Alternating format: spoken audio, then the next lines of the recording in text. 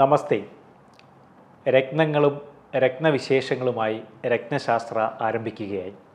കൂടെയുള്ളത് Unnikrishnan ശിവാസ്, planetary gemmologist. രത്നശാസ്ത്രയിലേക്ക് സുസ്വാഗതം sir. നമസ്കാരം. ചിങ്ങമാസ പുലരികളാണ്. ഓണം, തിരുവോണം ദിവസമാണ്. എനിക്ക് തോന്നുന്നു നമുക്ക് പ്രേക്ഷകരോട് നമുക്ക് ആദ്യം തന്നെ പറയാനുള്ളത് ഓണത്തിൻ്റെ ഒരു ആശംസകളോട് നമുക്ക് ഈ എപ്പിസോഡ് ആരംഭിക്കാം. തീർച്ചയായിട്ടും. ഇപ്പോൾ നമ്മൾ കഴിഞ്ഞ കർക്കിടക മാസം എന്ന് പറയുമ്പോൾ വർഷം കണ്ടിന്യൂസ് ആൻഡ് മഴയുടെ സമയങ്ങളായിരുന്നു. വല്ലാത്ത അതിവർഷം അനാവർഷം എന്ന് കൊണ്ട് പറഞ്ഞിരിക്കുന്നത് കറക്റ്റാണ്. ഒരു അൺടൈമിലുള്ള മഴ, കർക്കിടക മാസം മഴയുണ്ട്, എന്നാൽ പോലും അതിഭീകരമായ കാറ്റ്, ഒരുപാട് നാശനഷ്ടങ്ങൾ ഉണ്ടായിട്ടുണ്ട്. ഒരുപാട് ആൾക്കാർക്ക് വീടുകളും നശിച്ചു പോയിട്ടുണ്ട്. പിന്നെ കാറ്റ് മാത്രമല്ല, മഴയ്ക്കൊരു പ്രത്യേകത എന്ന് പറയുന്നത് പെട്ടെന്ന് അങ്ങ് ആർത്ത് പെയ്യുകയും പെട്ടെന്ന് സ്റ്റോപ്പ് ആകുകയും ചെയ്യുക. ഇങ്ങനെ എന്തൊക്കെയോ ഒരു ചേഞ്ചസ് കാലാവസ്ഥയിൽ വന്നിരിക്കുകയാണ്. അത് ആഗോള തരത്തിൽ. ഇപ്പോൾ ഗൾഫിലാണെങ്കിലും ഭയങ്കരമായ ചൂടാണല്ലോ. അതെ, കഴിഞ്ഞ മുൻവർഷങ്ങളിൽ ഇല്ലാത്തതിലും ചൂടാണ്. അപ്പോൾ മൊത്തത്തിലൊരു വ്യതിയാനം വന്നിട്ടുണ്ട്.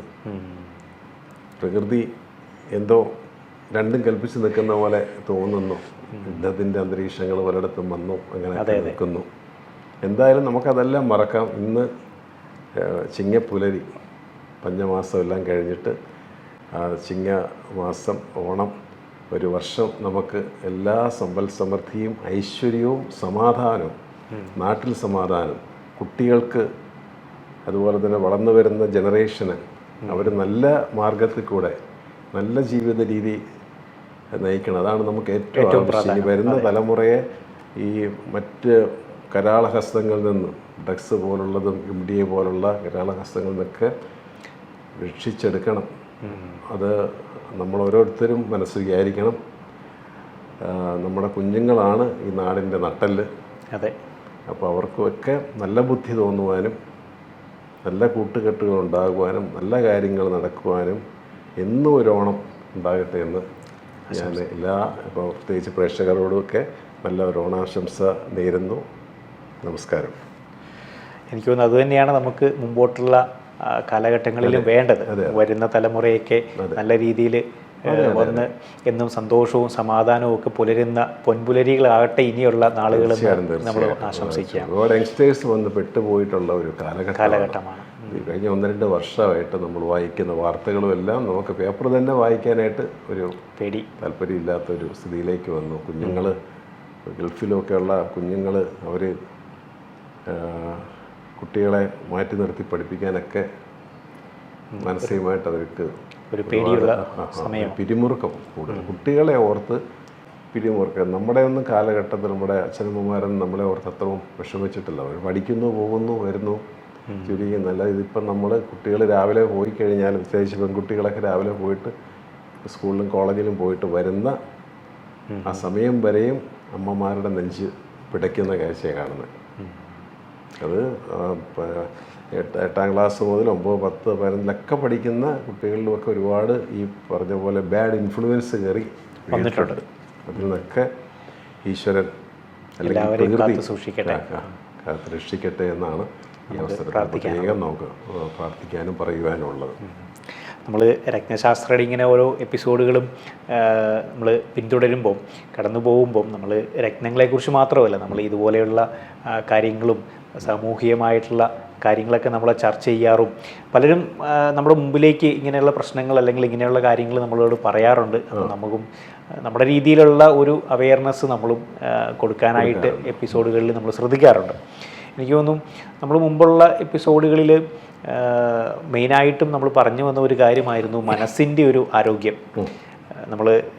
നമ്മുടെ ശരീരത്തിന് അല്ലെങ്കിൽ അതിൻ്റെ ആരോഗ്യം കാത്തു സൂക്ഷിക്കുന്ന പോലെ തന്നെ മനസ്സിൻ്റെ ആരോഗ്യവും നിലനിർത്തണം, അല്ലെങ്കിൽ അതിനെയും പരിപാലിക്കണം. അതിൻ്റെ ഒരു പ്രാധാന്യത്തെക്കുറിച്ച് നമ്മൾ 1-2 എപ്പിസോഡുകളിൽ പറയുകയുണ്ടായി.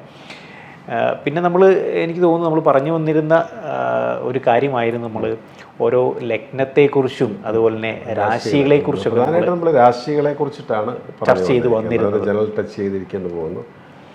ലഗ്നവും രാശിയും രണ്ടും രണ്ടാണ്. നമ്മൾ കഴിഞ്ഞ എപ്പിസോഡുകളിലൊക്കെ എനിക്ക് തോന്നുന്നത് മകരം രാശിയെ കുറിച്ചാണ് നമ്മൾ ശനിയുടെ sign of Capricorn 10th house ആണ് നമ്മൾ ചർച്ച ചെയ്തത്. അതെ അതെ. മേടം മുതൽ നോക്കിയാൽ 10ാമത്തെ ഹൗസ് നമ്മുടെ കർമ്മം കരിയറുമായിട്ടൊക്കെ കണക്റ്റഡ് ആയിട്ടുള്ളത് മകരം രാശിയാണ്. ഇത് ശനിയുടെ രാശിയാണ്. ആ ശനി ആണ് അവിടെ കർമ്മകാരകൻ കൂടെയാണ്. ഇൻ ജനറൽ തന്നെ കർമ്മകാരകനാണ്. ഒരു ജസ്റ്റിസ്, നീതി ന്യായവും നടപ്പാക്കുന്നയാളാണ് ശനി. അതുകൊണ്ടാണ് ശനിയുടെ പല സമയവും ശനി ഭയങ്കര കഷ്ടപ്പാടാ ബുദ്ധിമുട്ടെന്ന് പറഞ്ഞത്. നമ്മൾ വിതച്ചത് നമ്മൾ കൊയ്തെടുക്കുകയാണ് ആ കാലഘട്ടത്തിൽ. നമ്മളെ മനസ്സിലാക്കി തരുക ഒരു കർമ്മം കൊണ്ട്. ആ കർമ്മത്തിനകത്ത് വേണ്ട എങ്ങനെ വേണം, നീ എങ്ങനെയാണ് ഒരു നല്ല കർമ്മകാരകനായിട്ടുള്ള ശനി കർമ്മത്തെ പരിപാലിക്കുന്നത് ഒരു ഡിഫറെൻ്റ് ആയിട്ടുള്ള ഒരു വേയിൽ കൂടെയാണ്. നമ്മൾക്ക് പലതും പറഞ്ഞ് മനസ്സിലാക്കി തന്നാണ് ചെയ്യുന്നത്, മുമ്പോട്ട് പോകുന്നത്. അപ്പം ശനിയുടെ ഹൗസാണ്. ശനി കർമ്മത്തിൻ്റെ ആളാണ്. 10th ഹൗസിൽ തന്നെ കാപ്രിക്കോണിൽ തന്നെ ശനി നിൽക്കുന്നത് വളരെ വിശേഷമാണ്. മനസ്സിലായി. ശനിക്ക് നല്ല ബലം കിട്ടുന്ന. വ്യാഴത്തിന് അവിടെ നീചാവസ്ഥയാണ്. കാരണം വ്യാഴം ബിസിനസ്സുകാരനല്ല, തൊഴിലുകാരനല്ല. വ്യാഴത്തിൻ്റെ രീതിയെ വ്യത്യസ്തമാണ്. അതുകൊണ്ടാണ് വ്യാഴത്തിന് അവിടെ നീചത്വം വന്നത്. എന്നാൽ കുംഭത്തിലോട്ട് വരുമ്പോൾ ഈ ശനിക്ക് വേറൊരു ശനി ഒരു ഇൻ്റലക്ച്വൽ ലെവല് കാത്ത് സൂക്ഷിക്കും. ഒരു പ്രിൻസിപ്പിള്, നോളജ്, ഇതെല്ലാം കാത്ത് സൂക്ഷിക്കുവാൻ ആണ് ഈ കുംഭത്തിൽ വരുന്നത്. അപ്പോൾ ഇനി നമ്മൾ സംസാരിക്കുന്നത് ഈ കുംഭരാശിയെ കുറിച്ചാണ്.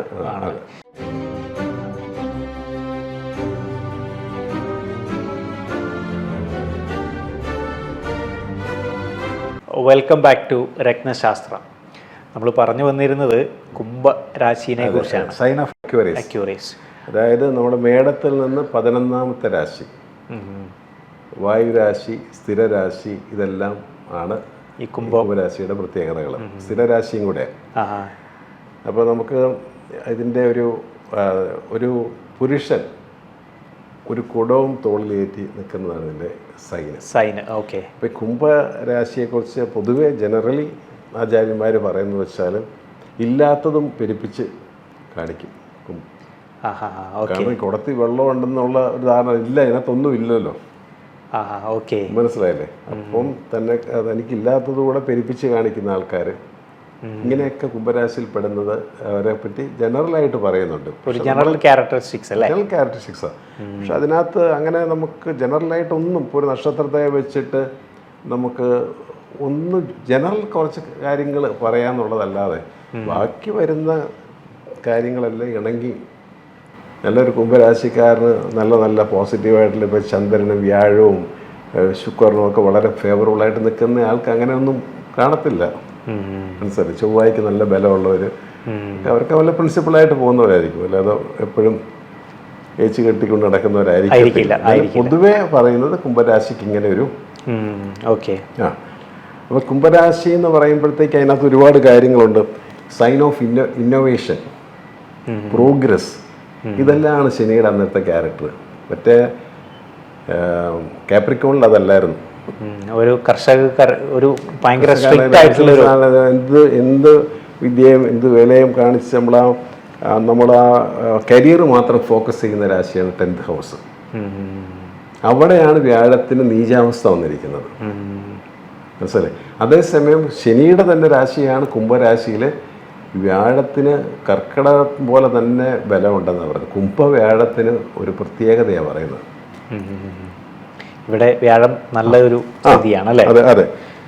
അപ്പോൾ ഇവിടെ അക്യൂറസി, നോളജ്, വില്ലിങ്നെസ്, ഇതെല്ലാം അക്യൂറസിൻ്റെ പ്രത്യേകതയാണ്, ശനിയുടെ പ്രത്യേകതയാണ്.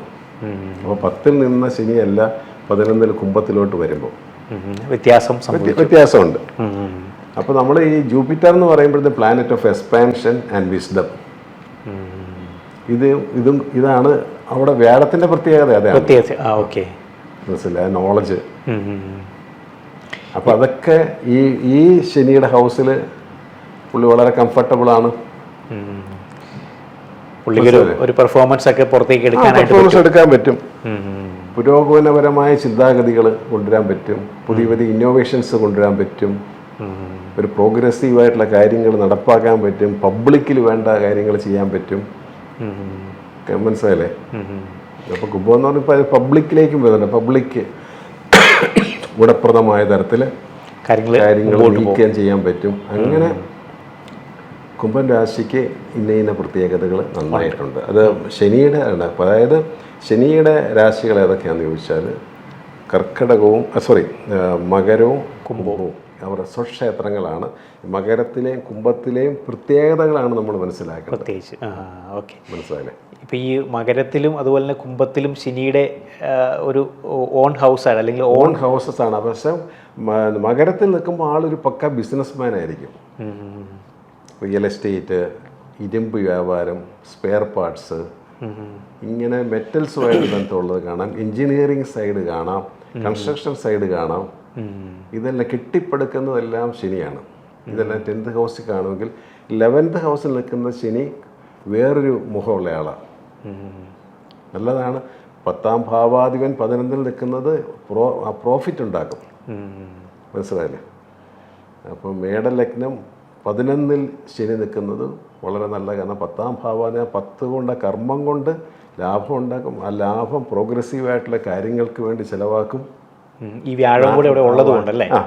ഉള്ളതുകൊണ്ട് വ്യാഴം അവിടെ നിൽക്കുവാണ് വളരെ വിശേഷമാണ്. വ്യാഴം അവിടെ നിൽക്കണമെന്നില്ലല്ലോ.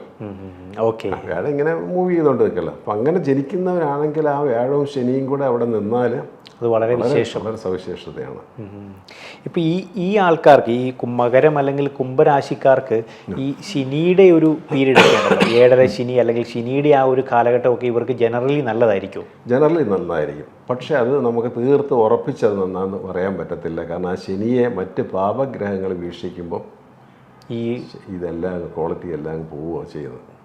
ഇതിൻ്റെ എഫക്റ്റ് ചിലപ്പം കുറയും. എഫക്റ്റ് കുറയും. അത് ഏതൊക്കെ ഗ്രഹങ്ങളാണ് നോക്കുന്നത് എന്നതനുസരിച്ചിരിക്കും. ഇപ്പോൾ സൂര്യനാണ് നോക്കുന്നത്.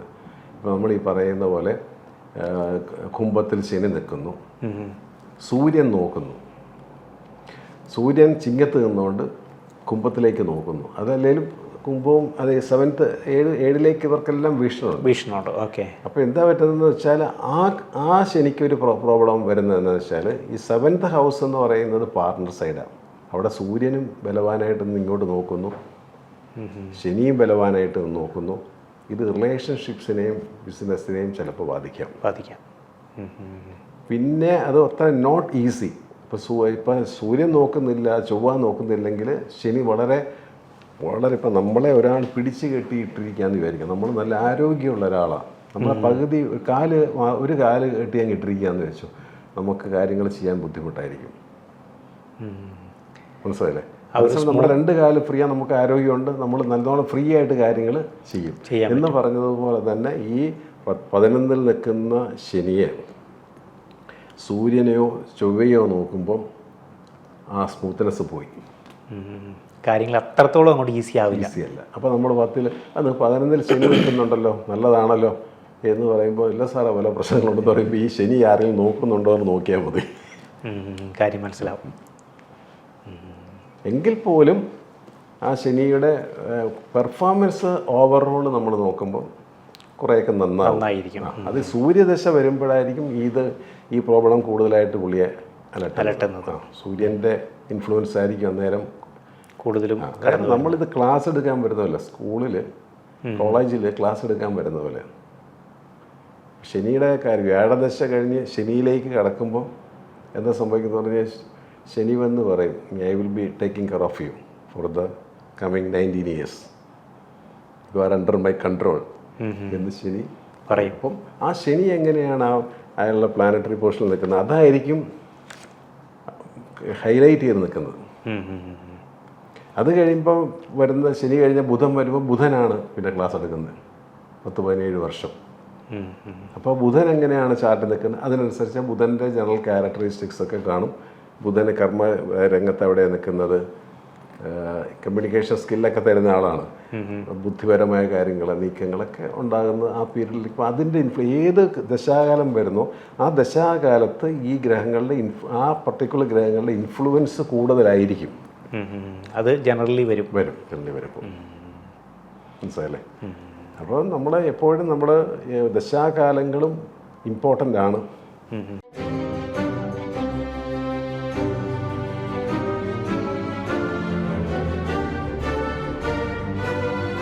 Welcome back to രത്നശാസ്ത്രം.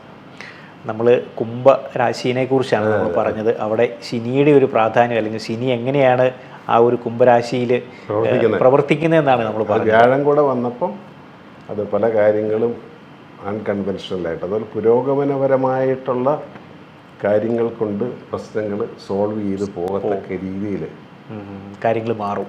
അതുപോലെ വ്യാഴത്തിന് അതൊക്കെ സോൾവ് ചെയ്യാനുള്ളൊരു കഴിവുണ്ട്. ശനിക്കും ഫോക്കസാണ്. അപ്പോൾ അതിൽ രണ്ടും കൂടെ ചേരുമ്പോൾ പല കാര്യങ്ങളും നമുക്ക് കോമണായിട്ട് പബ്ലിക്കിലും നമുക്കും ഒക്കെ ഗുണകരമായ രീതിയിൽ അത് മാറിയുന്ന ഒരു സംഭവം നമുക്ക് ഈ രണ്ടുപേരുടെ ഈ കൺജക്ഷൻ കൊണ്ട് ഉണ്ടാവും. കൺജക്ഷൻസ്, നല്ല കൺജക്ഷൻസ് എപ്പോഴും ഭയങ്കര ഗുണം ചെയ്യും. ഈ ശനിയും വ്യാഴവും അത് നല്ല കൺജക്ഷനാണത്. പ്രത്യേകിച്ച് കുംഭത്തിൽ. ഇനി ഇപ്പം നമുക്ക് അതിനെക്കുറിച്ച് പറയുകയാണെങ്കിൽ ഇപ്പോൾ ചൊവ്വായും ചന്ദ്രനും നല്ല ബെസ്റ്റ് കൺജക്ഷനാണ്. ശശി മംഗള യോഗം അത് ശനിയും ഇപ്പം മേടത്തിൽ ചൊവ്വ നിൽക്കുന്നു, ചന്ദ്രൻ കൂടെ നിൽക്കുകയൊക്കെ ചെയ്യുന്നത് ഭയങ്കര ഗുണകരമാണ്. എന്ന് വെച്ചാൽ ഭൂമി, land and property, real estate ഇഷ്ടംപോലെ യോഗം ഉണ്ടാകും. കാരണം ചൊവ്വായും ഭൂമികാരകത്വമാണ്. ചന്ദ്രനും ജലവും ഭൂമിയും വെള്ളമൊക്കെ ആയിട്ട് ബന്ധമാണ്. അങ്ങനെയുള്ള ഒരു ഫാം കാര്യങ്ങൾ ഒക്കെ നടത്തുന്നവർ കാണും. അവർക്ക് എപ്പോഴും ഭൂമി കാണും. ചിലപ്പോൾ അവർക്ക് ആൻസെസ്ട്രൽ പ്രോപ്പർട്ടി ആയിരിക്കാം, തലമുറകളായിട്ട് ഇത് കൊണ്ടുവരുന്നതായിരിക്കാം. അങ്ങനെയുണ്ട് നല്ല കൺജക്ഷൻ. അപ്പോൾ അതുപോലെ തന്നെ ചന്ദ്രൻ വ്യാഴം കൺജക്ഷൻ വളരെ നല്ലതാണ്. ഗജകേസരി യോഗമാണ്. ഇപ്പോൾ വ്യാഴത്തിൻ്റെയോ ചന്ദ്രൻ്റെയോ പീരീഡിലൊക്കെയാണ് അത് കൂടുതലായിട്ട് നമ്മളെ സ്വാധീനിക്കുന്നത്. സാറേ എനിക്ക് ഗജകേസരി യോഗം ഉണ്ടെന്ന് പലരും പറഞ്ഞു, പക്ഷേ എനിക്ക് ആ പടം ഇപ്പോഴും പ്രശ്നം. അപ്പോൾ നോക്കും മറ്റ് പല ഗ്രഹങ്ങളും ഓപ്പോസിറ്റ് സൈഡിൽ നിൽക്കുക. പിന്നെ നമ്മുടെ ഡ്യൂട്ടി നമ്മൾ കൃത്യമായിട്ട് ചെയ്യണമല്ലോ. അത് വളരെ നമ്മൾ ചെയ്യേണ്ട നമുക്കൊരു സിസ്റ്റമാറ്റിക് ആയിട്ടുള്ളൊരു ലൈഫ് നമ്മൾ ഡെവലപ്പ് ചെയ്യുമ്പോൾ ഇതെല്ലാം കൂടെ നോക്കുമ്പോഴാണ്. ഇപ്പോൾ നമ്മൾ രത്നം മാത്രം മേടിച്ചിട്ടു അതുകൊണ്ട് എല്ലാ പ്രശ്നങ്ങളും തീർന്നു. ഒരു രത്നം മേടിച്ചിട്ട് നിങ്ങളുടെ ഡെസ്റ്റിനി ഒരിക്കലും മാറ്റിമറിക്കാൻ പറ്റത്തില്ല. ഞാൻ എപ്പോഴും പറയുന്നത് അങ്ങനെ നിങ്ങൾ കരുതരുത്. നിങ്ങൾ ചെയ്യേണ്ടതായിട്ടുള്ള കാര്യങ്ങളുണ്ട്, സമൂഹത്തിൽ ചെയ്യേണ്ടതായിട്ടുള്ള കാര്യങ്ങളുണ്ട്, കുടുംബത്തിൽ ചെയ്യേണ്ട നല്ല റിലേഷൻഷിപ്പ് വീട്ടിലുണ്ടാക്കുക, നല്ലൊരു ഫാമിലി മാനായിട്ട് വീട്ടിൽ നിൽക്കുക. ഇതൊക്കെ ഇതിൻ്റെ ഭാഗമാണ്. അല്ല നമ്മൾ പബ്ലിക്കിൽ പോയിട്ട് നല്ലത് ചെയ്തു വീട്ടിൽ വന്ന് പ്രോബ്ലം ഉണ്ടാക്കുന്ന ഒരാൾ കാര്യമില്ല. അപ്പോൾ പ്രകൃതി ഇതെല്ലാം കണ്ടുകൊണ്ടിരിക്കുക. അപ്പം നിങ്ങൾ ഈശ്വര വിശ്വാസം ഉണ്ടോ ഇല്ലയോ എന്നുള്ളതല്ല ഇവിടെ വിഷയം. ഒരു പ്രകൃതി ഉണ്ടല്ലോ, ആ പ്രകൃതി കണ്ടുകൊണ്ടിരിക്കുക. പ്രകൃതി മാതാവ് അല്ല പ്രകൃതി ഈശ്വരൻ കണ്ടുകൊണ്ടാണ് ഇതിരിക്കുന്നത്. അപ്പം നമ്മളുടെ ആ മനസ്സ് കഴിയുന്നത്ര നമ്മൾ ശുദ്ധമായിട്ട് വെക്കാനും നമ്മൾ വല്ലവർക്കുള്ള ഓപ്പർച്യൂണിറ്റി തട്ടിയെടുക്കാതിരിക്കുക, ഇതൊക്കെ ചെയ്യുമ്പോഴാണ് നമുക്ക് പല നല്ല ഫലങ്ങളും നമ്മുടെ ചാർട്ടിലുള്ള നല്ല ഫലങ്ങൾ ആക്ടിവേറ്റഡ് ആകുന്നത്. അത് അനുഭവിക്കാൻ പറ്റും. Give and take. ഒരാളെ റെസ്പെക്റ്റ് ചെയ്യുക. നമ്മൾ ആരെയും റെസ്പെക്റ്റ് ചെയ്താൽ നമുക്കും ആ റെസ്പെക്റ്റ് തിരിച്ചു കിട്ടും. ഈ റെക്കഗ്നീഷൻ ഇല്ലാത്ത ചാർട്ടുകാരോട് ഞാൻ എപ്പോഴും പറയാറുണ്ട്, നിങ്ങൾ പഴയ ജന്മത്തിൽ ഒരു കുഞ്ഞുങ്ങളെ നിങ്ങൾ അംഗീകരിച്ചിട്ടില്ല. കണ്ടാലും നിങ്ങൾ അതിനകത്ത് നോ പറയും, വരുന്നവൻ്റെ മനസ്സിടിക്കും. ഇപ്പം ഈ ജന്മത്തിൽ നിങ്ങൾക്ക് ഇത് തന്നെ കിട്ടി. നിങ്ങൾ വരച്ചത് നിങ്ങൾ കൊയ്തു. താൻ നിരന്തരം ചെയ്യുന്ന കർമ്മങ്ങൾ താൻ അനുഭവിച്ചിടുക എന്നേ വരൂ എന്നാണ് പറയുന്നത്. അപ്പോൾ നമ്മൾ ചെയ്യുന്നതിൻ്റെ തന്നെ റിസൾട്ടാണ് വരുന്നത്. നമ്മൾ കറക്റ്റായിട്ടത് മനസ്സിലാക്കിയാൽ പിന്നെ നമ്മൾ ഓരോ നീക്കങ്ങളും അതിനനുസരിച്ചിട്ട് ആയിരിക്കും നമ്മൾ കൊണ്ടുപോകണം. അപ്പം നമ്മളെല്ലാ തുറകളിലും ആ ഒരു സ്നേഹവും സന്തോഷവും പങ്കിടുമ്പോൾ നമുക്ക് ഓട്ടോമാറ്റിക്കലായിട്ട് നമ്മുടെ ലൈഫിൽ ഒരു ബ്രൈറ്റ്നസ് വന്നു തുടങ്ങും. എന്ത് നിങ്ങൾ ദശാകാലങ്ങൾ മോശമാണെങ്കിലും എന്തൊക്കെയാണെന്ന് പറഞ്ഞാൽ നിങ്ങൾ ചെയ്യുന്ന നന്മയ്ക്ക് നിങ്ങൾക്ക് റിസൾട്ട് ഉണ്ടാവും. തീർച്ചയായിട്ടും അത് നമ്മളിലേക്ക് തന്നെ തിരിച്ചെത്തും. അതിലേക്ക് വരും. ഇപ്പം നമുക്ക് ഈ പറയുന്ന കുംഭം രാശിയിൽ ശനിയുടെ ഒരു കാര്യമാണ് പറഞ്ഞത്. ഇപ്പം ഇവർക്ക് ഈ ശനിയുടെ കല്ല് എത്രത്തോളം ഒരു ഗുണം ചെയ്യും? നമ്മൾ ഒരു രാശി മാത്രമല്ല, ഹൗസ് മാത്രം കണക്കില്ല, ചന്ദ്രൻ നിൽക്കുന്നതാണല്ലോ അതെ രാശി അല്ലെങ്കിൽ നക്ഷത്രം. എന്ന് പറയുന്നത്. അതെ, അത് മാത്രം നമ്മൾ കണക്കാക്കിയിട്ട് നമുക്ക് രത്നം കൊടുക്കാൻ ചിലപ്പോൾ അത് സക്സസ്ഫുൾ ആകത്തില്ല. നമ്മൾ ലഗ്നം വളരെ ഇമ്പോർട്ടൻ്റാണ്. ഇവിടെ നമ്മൾ ലഗ്നം കൂടെ നോക്കണം അല്ലേ? ഇപ്പോൾ കുംഭൻ രാശിയാണെന്ന് വെച്ചാൽ ലഗ്നം വേറെ ആയിരിക്കും ചിലപ്പം. അതേസമയം കുംഭലഗ്നത്തിൽ നിൽക്കുന്ന ആൾക്കാർക്ക് ശനിയുടെ രത്നം കൊടുക്കാം എന്ന് ജനറലി ആൾക്കാർ പറയുന്നുണ്ട്. പക്ഷെ അതിന് ഞാൻ അഗെയിൻസ്റ്റാണ്. കാരണം കുംഭലഗ്നമാണ്, കുംഭത്തിൽ ലഗ്നാധിപൻ ശനി ഒരു റോങ് സൈഡിലാണ് നിൽക്കുന്നതെങ്കിൽ നമ്മൾ അത് കൊടുക്കാൻ പാടില്ല. അതിനൊരു ഒരു ചെറിയ ഒരു എന്തെങ്കിലും ഇഷ്ടംപോലെ അതിനുള്ള ചാർട്ടുകളുണ്ട്. ഇത് കുംഭലഗ്നമാണ്. ഓക്കെ, കുംഭലഗ്നമാണ്. ഇത് 10 എന്ന് പറയുന്നത് 9 ശനി ഉച്ചത്തിൽ നിൽക്കുക. 9 എന്ന് പറയുന്നത് തുലാം രാശിയാണ്. ലഗ്നാധിപൻ 9 ഉച്ചത്തിൽ നിൽക്കുക. 100% പുള്ളിക്ക് നമുക്ക് ഇന്ദ്രനീലം കൊടുക്കാം, യൂസ് ചെയ്യാം.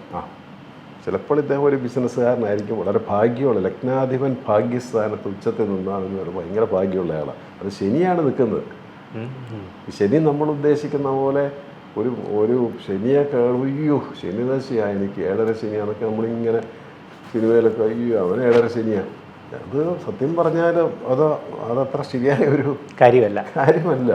ശനി ഒരുപാട് ഗുണങ്ങൾ ചെയ്യുന്നത്. ശനിയുടെ പീരീഡിൽ ഇത്ര മോശം ശനിയാണെങ്കിൽ പോലും ഒരു ഡൗൺഫോൾ ഉണ്ടാക്കിയിട്ട് അത് നല്ലത് തരും നമുക്ക്. നല്ല ശനി ഈ പറഞ്ഞ പോലെ ഓൺ ക്ഷേത്രങ്ങളിലൊക്കെ നിൽക്കുന്ന ശനി എക്സോൾട്ടഡ് ആയിട്ട് തുലാത്തിലൊക്കെ നിൽക്കുന്നതൊക്കെ ആണെങ്കിൽ ഭയങ്കരമായ ഗുണങ്ങളുണ്ടാവും. ഭയങ്കര ഫ്ലറിഷ് ചെയ്യുക, ഫാമിലി തന്നെ ഫ്ലറിഷ് ചെയ്യും.